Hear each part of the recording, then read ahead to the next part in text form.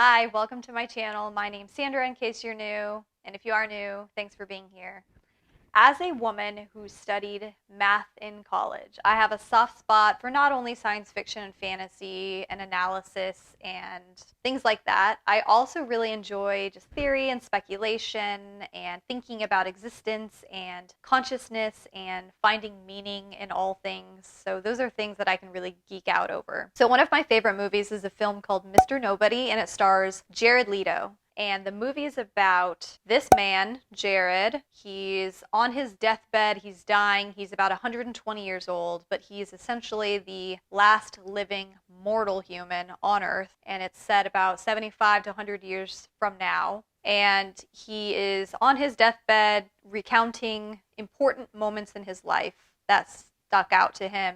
These are pivotal moments where if he had made a different decision, his life would have turned out very differently. There is kind of like this romantic element woven into the movie. He basically has 3 different great loves in his life. Those loves are depicted through the different paths that his life might have taken. The movie is a take on the Multiverse Hypothesis, which there are records dating back to like ancient Greece about this, but it's essentially the idea that when atoms collided, it basically created pockets of many other, if not an infinite number, but many other universes. And together these universes house all of existence, all life, all intelligence, all energy. It's really about parallel universes. Go give it a watch. It's a really good movie that gets you thinking. Pay attention to colors, yellow, blue, red. It's just such a well done film. Like I said, it's one of my favorite movies, so definitely give it a watch if you don't know what I'm talking about. What does that have to do with the Wheel of Time? I will connect that dot later. So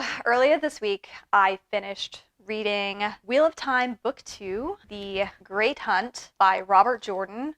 I had previously published a video on Book 1, The Eye of the World, so if you haven't seen that, definitely check it out. As you can see, there were so many different spots and pieces of information that I annotated because I wanted to refer back to them time and time again. A lot of people said that different major plot points that happened in this book really shocked them and they weren't expecting them.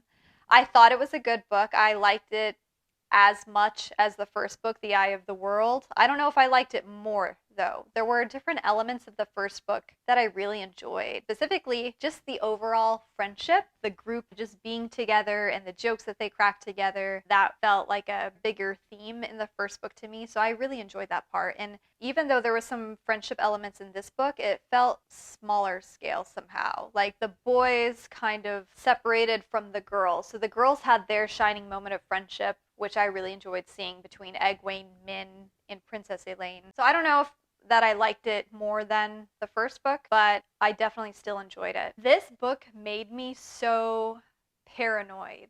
It starts off in some unnamed place. All you know is that it's basically in the shadow of some great mountain somewhere. I mean, it's kind of a major hint, but it's this gathering of dark friends. They are there to see the Dark One and get what their instructions are. We're watching this scene from the perspective of someone named Bors. And Bors thinks that he can somehow outsmart the Dark One and all of these other people in getting prestige or whatever it is that he's trying to get from supporting the shadow side.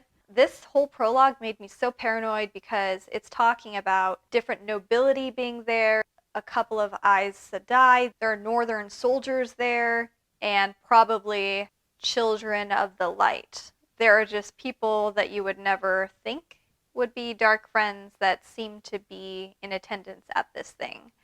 I need to kind of take back a few complaints that I had in the first book about all of the description that Robert Jordan goes into in terms of how people carry themselves and behave and the things that they wear.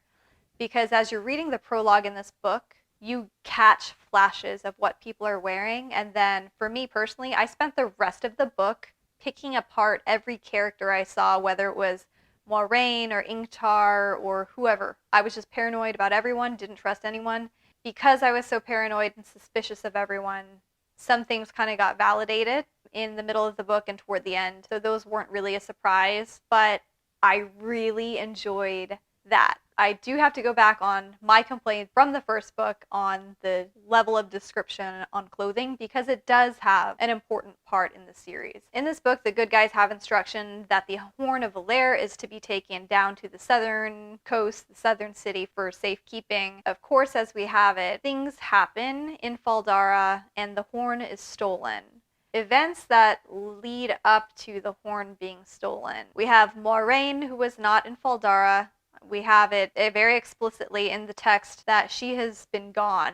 So if she was gone, she may very well have been in attendance at this Dark Shadow convention from the prologue. I don't know. I still don't trust her. And then we have Inkdar, who is also returning with his soldiers to Faldara, so he very well may have been at this Dark Friend convention as well. So like I said, I trust no one at this point. Some things happen with Egwene and Matt and the peddler, who has been kept in the dungeons, and he is just like bad news altogether, and he always knows where Rand is and has a sense for the ruby dagger and wants the horn. So it's not exactly that he's following the Dark One and the Dark One's intentions, but Mordeth is almost as bad as the Dark One, I feel like, and he has his own focuses and priorities. It's been kind of crazy watching how the peddler has become just this bigger kind of evil entity, this evil character in the series, and I'm really curious to see how it plays out. It was a very similar structure to the first book in that there's a quest, there's another quest. So the first book, the quest was to get everyone to Tar Valon. Here,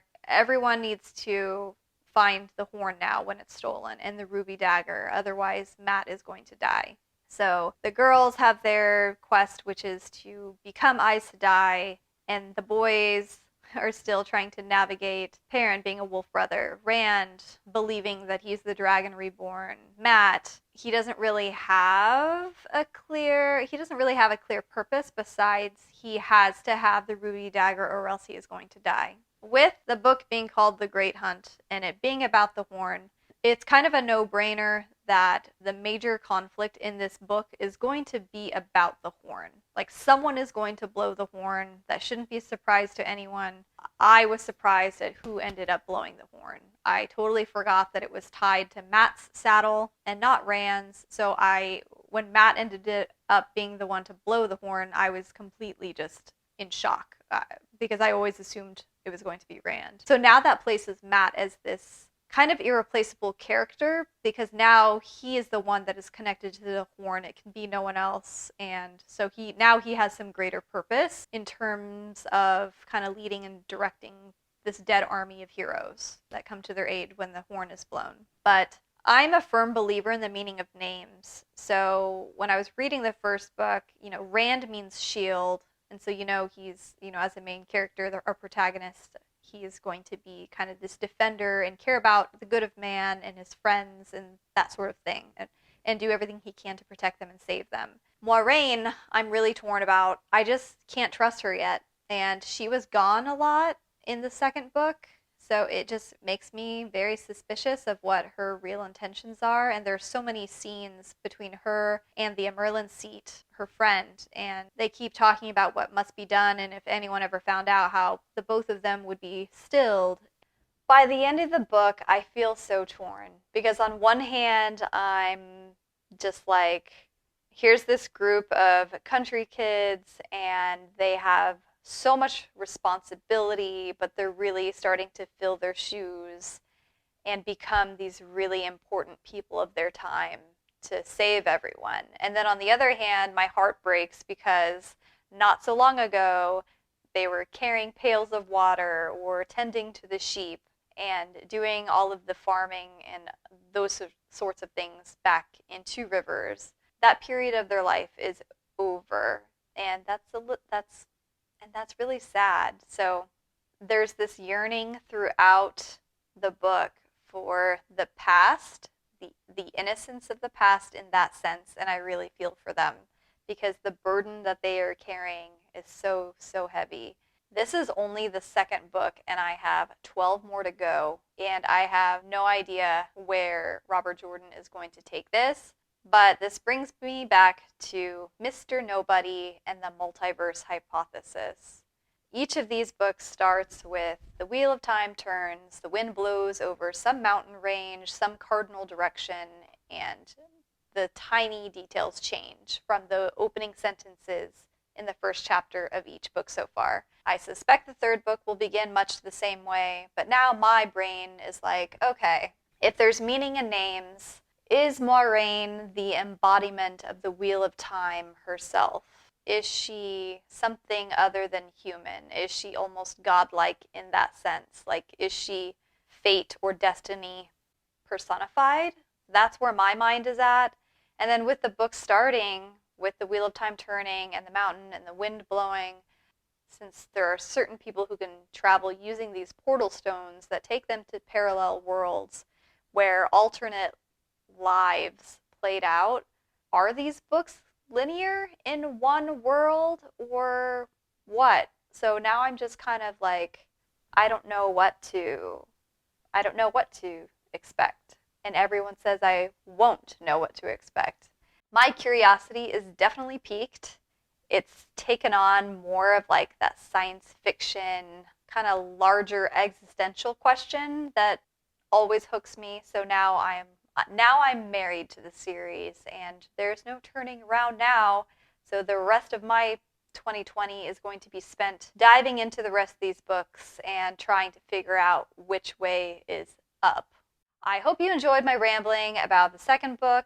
I'm going to take my time reading the third book, so that video will come out whenever I get around to it, but thanks for being here. Definitely comment below some discussion points because there's so many parts about this book that I really enjoyed, and I'm curious to know what your favorite parts were and if you're new to the series, where you think this is going. Yeah, it was really fun. But okay, bye.